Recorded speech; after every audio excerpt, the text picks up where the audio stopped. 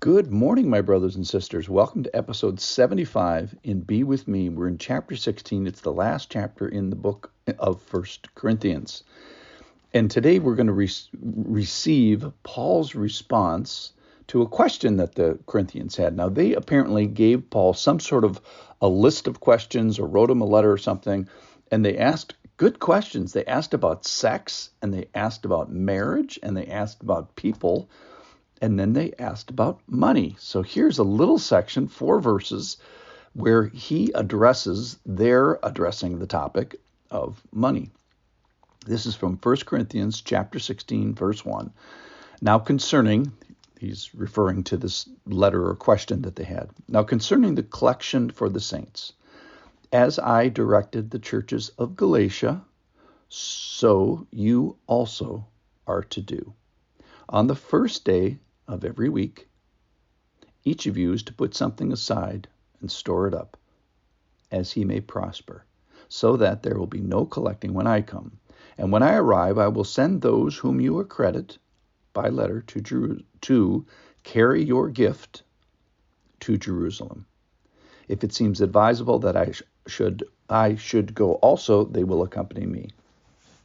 So we have just one of the most clear, concise passages about giving in the New Testament. If this is all you knew about giving, this would be enough.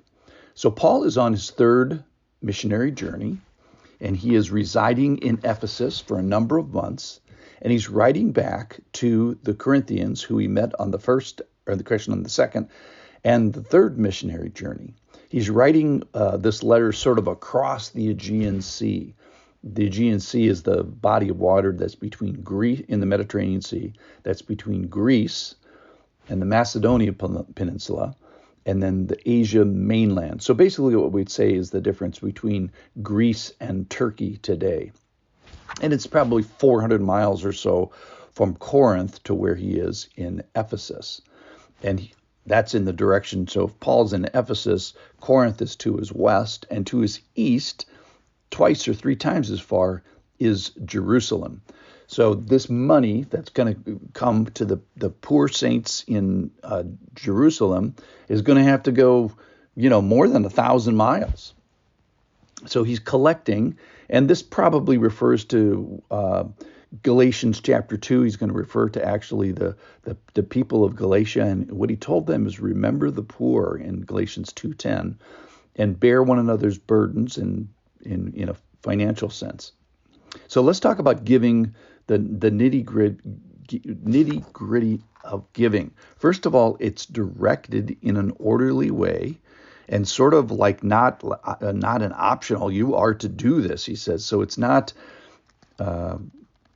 It is a gift, and it is done volitionally with the heart, but it's a expected gift, if you will.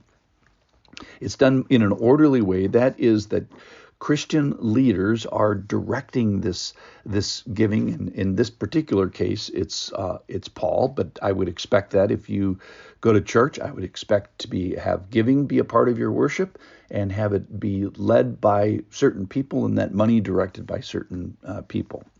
It is for everybody. So he says, look, I did this with the young church up in Galatia, up in Turkey, and now it's for your church. And in fact, he even says it's each of you. So every single Christian should be in the boat together with their hand on a financial oar on a regular basis. In fact, well, let's say how regular? Well, on the first day of every week. This is one of the ways we know that Christian churches are to be worshiping on Sunday, because this is the Jewish phrase for Sunday.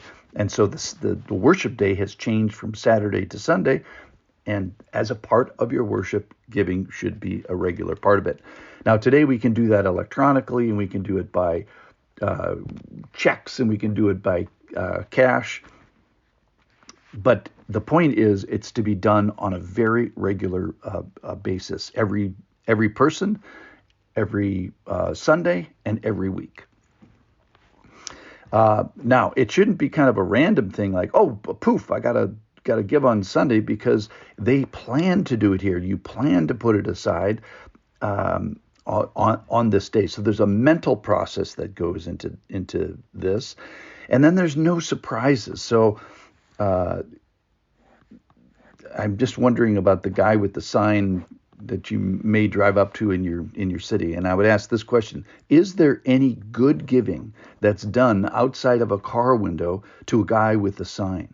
Now, I'm not saying you shouldn't be giving to the poor. In fact, that's kind of the point here, is yes, you should be giving to the poor, but then it becomes an issue of stewardship and wisdom. So let's say you have, X amount of dollars to give to the poor, then you need to figure out, as a discerning giver, what is the best way to give to the very poor in your community and in other communities. So you want to be giving to an organization or a process where it takes into account work, and it takes into account addiction, and it takes into account care and housing for these people. So I'm not so sure that can be done outside of a car window. Then it has to do with being saving. So it says, I want you to put this aside and save this stuff. And think about this. Every dollar that's used for ministry, eventually, if you work its way back, it all was earned. And how is it earned? As he may prosper. So this is a proportional giving. So should the rich be giving more than the financially strapped in your community? Yes. Remember in Deuteronomy, it says, beware lest you say in your heart, my power and by my might I have gotten this wealth. You shall remember the Lord your God, for it is he who gives you power to get wealth.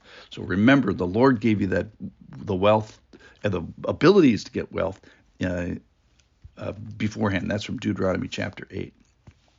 And then I like this, is they said, when I come to visit, I don't want there to be any collecting. That is, I think what he's saying is, I don't want you to be pressured to show off when you get a visiting Christian dignitary or something. So this is sort of very planned and orderly. And then he serves to protect the money. And he says, let's send it with audited people, represented in an authoritative way by a letter, and let there be more than one of them. So you're not going to have one guy running off and stealing it. So there's a plurality of protection. And he says, if I need to add my protection to that. So we find here in this giving situation, it's directed, it's orderly, it's done by everybody, it's done regularly, it's done in a planned way, it's done by saving, it's done proportionally as the Lord is prosper, it's done in a non-pressured way, and it's done to protect the giver. Thanks for listening. Be a giver today.